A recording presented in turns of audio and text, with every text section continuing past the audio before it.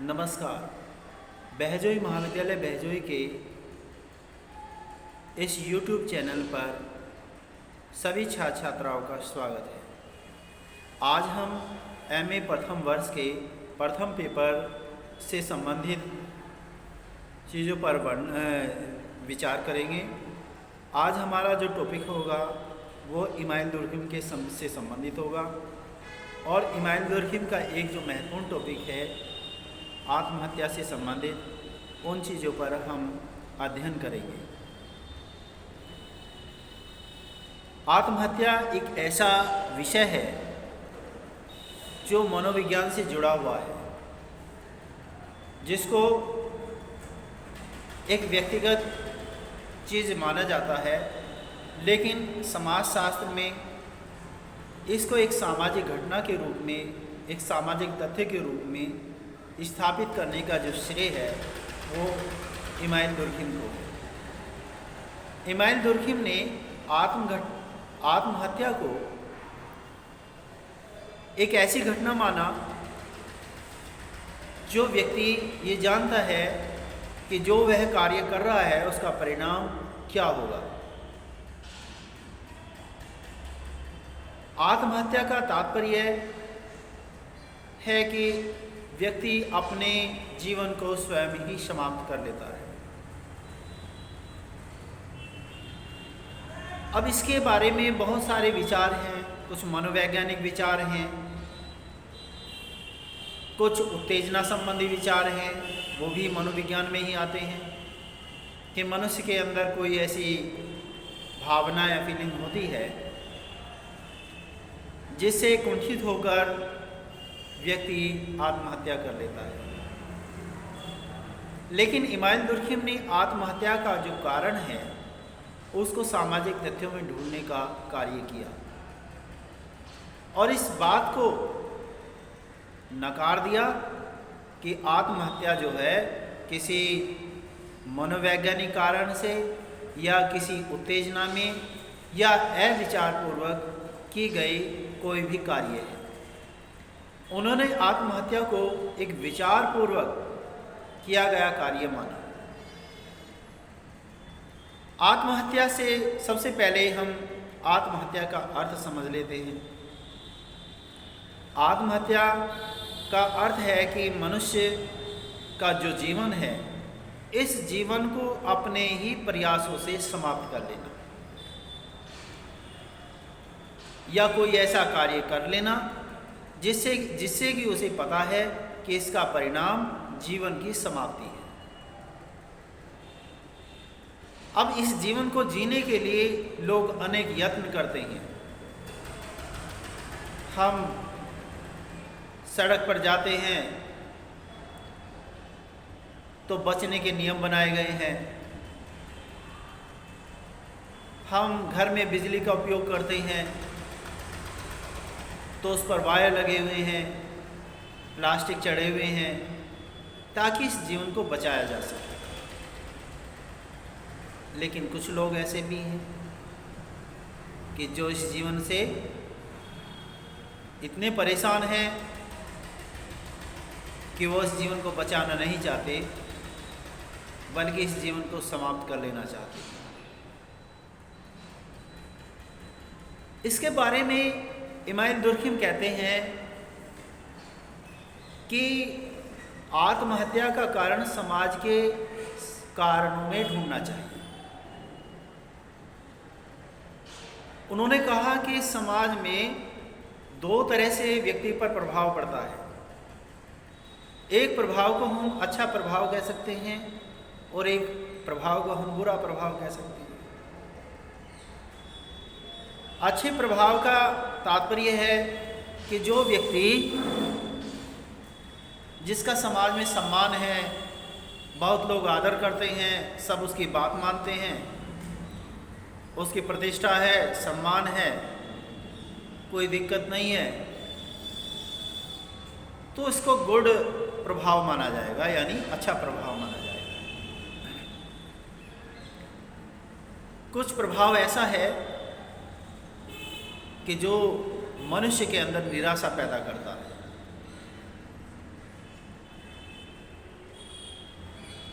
मनुष्य के अंदर हीन भावना पैदा करता है। जैसे किसी का सम्मान न होना, कहीं पर कोई फंक्शन में दावत न देना, तो ऐसे जो प्रभाव हैं, या उसकी बात ना सुनना, या उसके अस्तित्व को नकार देना, या उसके कार्यों की अवहेलना करना, या उसके सम्मान की अवहेलना करना, ये बैड इफेक्ट है, यानी बुरा प्रभाव है। और इमाइल दुर्खिम ये मानकर चलते हैं कि जिस व्यक्ति पर समाज का जो गुड इफेक्ट है, गुड प्रभाव है, वो व्यक्ति आत्महत्या करने से हमेशा बचेगा। और जिस व्यक्ति पर बुरा प्रभाव पड़ रहा है, वह व्यक्ति आत्महत्या करने के लिए उत्प्रेरित होता है। अब इसमें एक समस्या और आती है कि बुरा प्रभाव और अच्छा प्रभाव ये तो सब पे पड़ता है। जीवन में बुरे भी प्रभाव पड़ते हैं, जीवन में अच्छे भी प्रभाव पड़ते हैं। तो इसमें हम व्यक्तियों को कैसे छांटेंगे कि इस पर बुरा प्रभाव पड़ा, इस पर ये प्रभाव पड़ा? तो इसका उत्तर देते हुए इमाइल दुर्खिम कहते हैं कि आत्महत्या करने में हम एक डॉक्टर का उदाहरण लेते हैं। किसी को फीवर होता है, या 2 व्यक्तियों को फीवर हो गया, 3 व्यक्तियों को फीवर होता है, तो डॉक्टर दवाई देता है।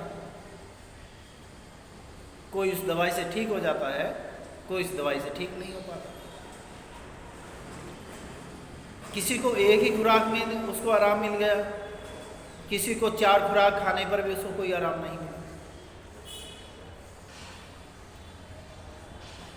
तो इमाइल दुर्खिम कहते हैं अलग व्यक्ति की अलग कैपेसिटी है, सहन करने की क्षमताएं हैं, और जो उन क्षमताओं को सहन कर लेगा वो कम आत्महत्या करेगा, और जो उस चीज़ को, जो बैड इफेक्ट है, उसको सहन नहीं कर पाएगा, तो वो आत्महत्या करने के लिए प्रेरित है। अब बात आती है कि उन्होंने समाज के संगठन के आधार पर, समाज की एकता के आधार पर आत्महत्याओं को मुख्यतः 3 तरीके से बांटा। हालांकि कहीं 4 जगह भी बांटा, लेकिन वो बाद की बात है। लेकिन मुख्य रूप से 3 तरीके से बांटा, और 3 तरीके से में सबसे पहले उन्होंने आत्महत्या को रखा अहमवादी आत्महत्या। अहमवादी आत्महत्या वह आत्महत्या है जब समाज का संगठन इतना छिन्न भिन्न हो जाता है कि सब अपने स्वार्थ में लिप्त होते हैं, कोई किसी की परवाह नहीं करता है, समाज का संगठन टूट जाता है। तो ऐसे समय में व्यक्ति जो है अहमवादी आत्महत्या करता है कि ऐसे समाज में जहाँ कोई किसी की परवाह नहीं करता, ऐसे समाज में जीने का कोई फ़ायदा नहीं है। तो इस तरह की आत्महत्या जो कहलाती है अहमवादी आत्महत्या कहलाती है। दूसरी तरह की आत्महत्या परार्थवादी आत्महत्या कहलाती है। यह अहमवादी आत्महत्या की बिल्कुल उल्टी है। अर्थात वहाँ पर समाज का संगठन जो है बिखर जाता है, स्वार्थ में लिप्त होते हैं, जबकि यहाँ पर जो है समाज का संगठन इतना हैवी होता है, इतना संगठित होता है कि इसमें व्यक्ति का कोई महत्व नहीं, समाज का ही महत्व होता है। और समाज के लिए व्यक्ति कुर्बान हो जाता है या बलिदान हो जाता है। उसके अंदर ये भावना रहती है कि मैं समाज के लिए हूँ, ना कि समाज मेरे लिए है। और समाज की एकता बनाए रखने के लिए वो अपने प्राणों की आहुति दे देता है। या कोई भी ऐसा व्यक्ति अपने प्राणों की आहुति समाज के कारण दे देता है। इस तरह की आत्महत्या परार्थवादी आत्महत्या कहलाती है। उदाहरण के लिए,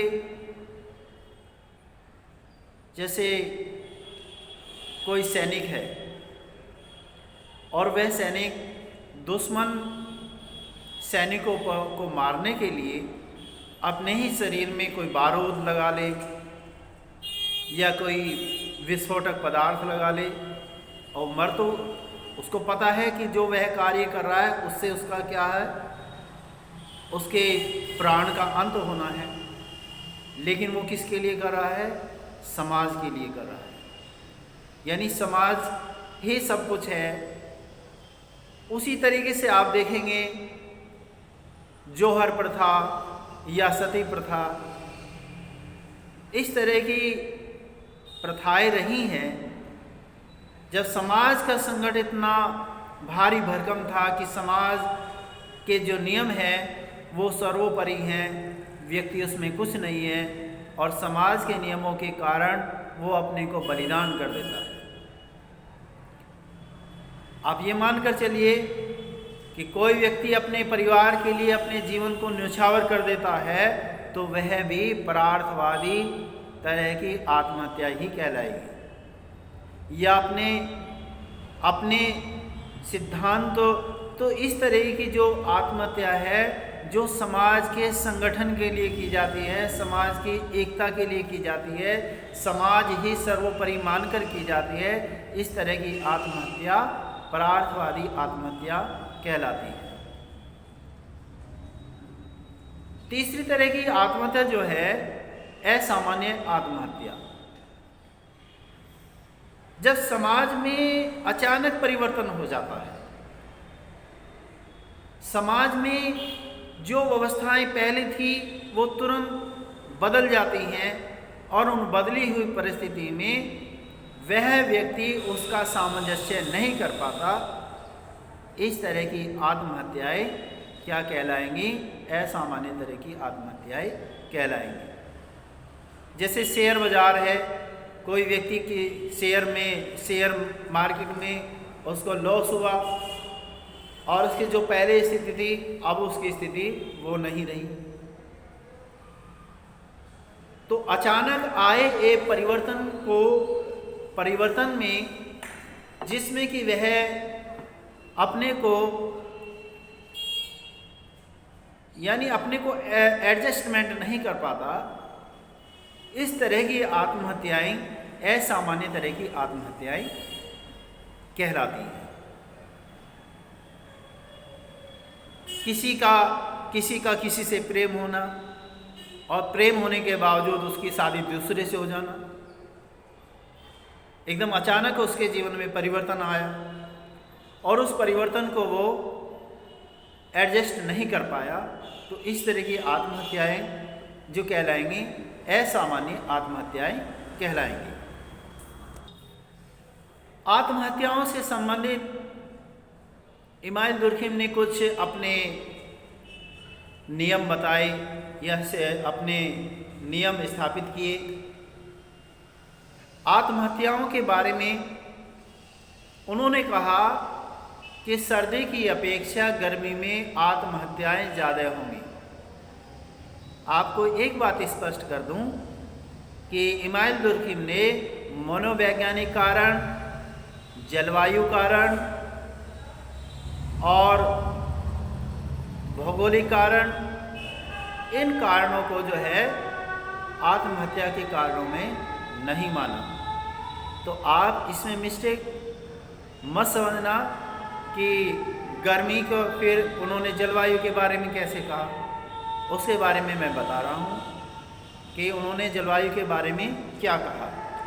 जलवायु के कारण नहीं, बल्कि जलवायु के कारण जो प्रभाव आते हैं उसको उन्होंने उत्तरदायी माना, यानी सामाजिक तथ्यों को उत्तरदायी माना।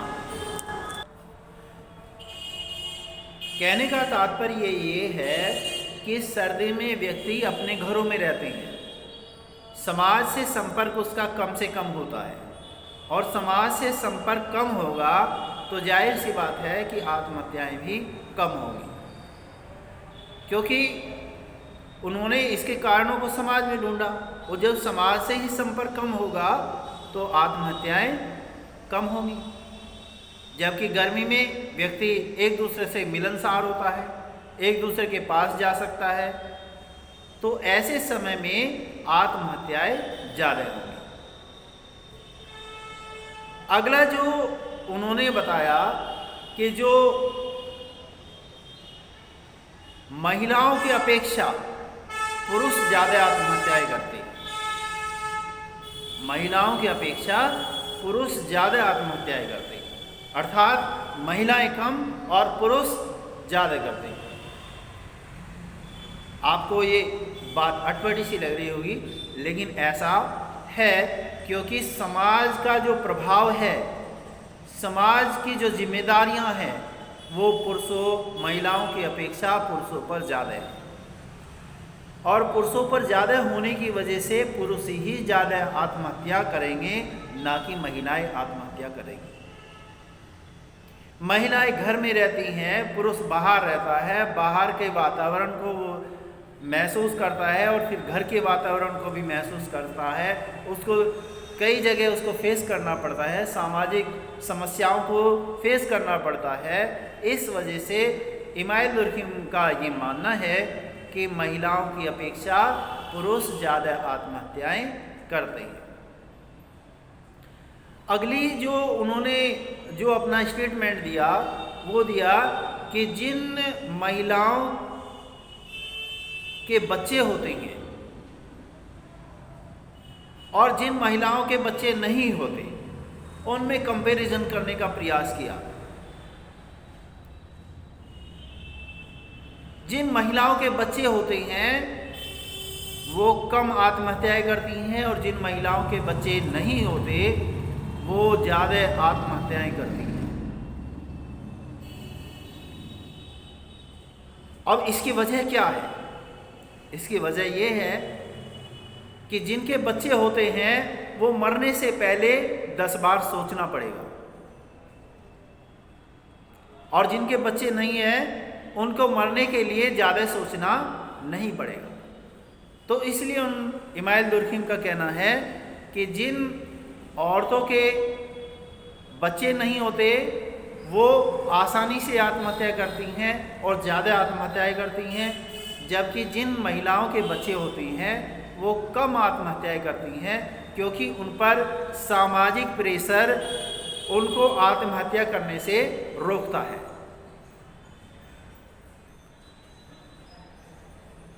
अगली ऐसे ही विशेषता बताई कि वृद्धों की अपेक्षा जवान ज़्यादा आत्महत्याएं करते हैं। उसका भी यही कारण है कि युवाओं पर जिम्मेदारियां ज़्यादा होती हैं और बुज़ुर्गों पर जिम्मेदारियां घट जाती हैं, और इस वजह से वो आत्महत्या कम करते हैं, जबकि युवा व्यक्ति आत्महत्याएं ज़्यादा करते हैं। अगला जो उन्होंने कंटेंट दिया वो दिया कि विवाहित की अपेक्षा अविवाहित ज़्यादा आत्महत्याएं करते हैं। विवाहित की अपेक्षा अविवाहित ज़्यादा आत्महत्याएं करते हैं, और इसका जो कारण उन्होंने बताया कि जो विवाहित हैं उन्हें मरने से पहले कुछ सोचना पड़ेगा, उन पर सामाजिक प्रेशर है, जबकि जिनके विवाह नहीं है उनको इतना सोचना नहीं पड़ेगा। इस तरीके से हम उनके इन आत्महत्या के तथ्यों को समझ सकते हैं कि आत्महत्या का कारण सामाजिक तथ्य है, ना कि मनोवैज्ञानिक तथ्य। जलवायु का कोई प्रभाव नहीं है, मनोविज्ञान का कोई प्रभाव नहीं है, और सर्दी गर्मी का कोई प्रभाव नहीं है, बल्कि सामाजिक तथ्यों का ही प्रभाव के कारण आदमी या मनुष्य जाति जो है आत्महत्या करती है। हमें आत्महत्या के कारणों को सामाजिक तथ्यों में ढूंढना चाहिए, ना कि किसी मनोवैज्ञानिक या मनोरोग में आत्महत्या को ढूंढना चाहिए। इसके अपवाद भी हैं कुछ। अपवाद तो होंगे। किसी ने ये कहा कि इमाइल दुर्खिम ने मनोवैज्ञानिक कारकों को जो है इग्नोर कर दिया, और इमाइल दुर्खिम ने जो सेकंड स्तर की जो आत्महत्या बताई, जो इसको हम बलिदान तरह की आत्महत्या कहते हैं, कुछ लोगों ने कहा इस तरह ये तो आत्महत्या नहीं है।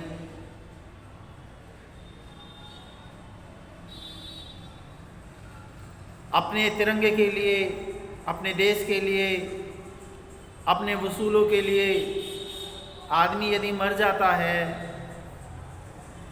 तो कुछ लोग उसको आत्महत्या मानने से मना करते हैं। हालांकि है वो आत्महत्या ही, क्योंकि उसे इस बात का पता है कि जो वो कार्य कर रहा है उसका परिणाम क्या है, मृत्यु है। और मृत्यु का जिसको परिणाम का पता है तो वो क्या है, आत्महत्या है। अपने आप ही तो कर रहा है, अपनी समझ से कर रहा है, लेकिन वो समाज के वसूलों के लिए, समाज के नियमों के लिए कर रहा है। तो कुछ लोग इसको आत्महत्या मानने से इनकार करते हैं। ये उनकी जो है क्रिटिसिज्म है। थैंक यू, धन्यवाद।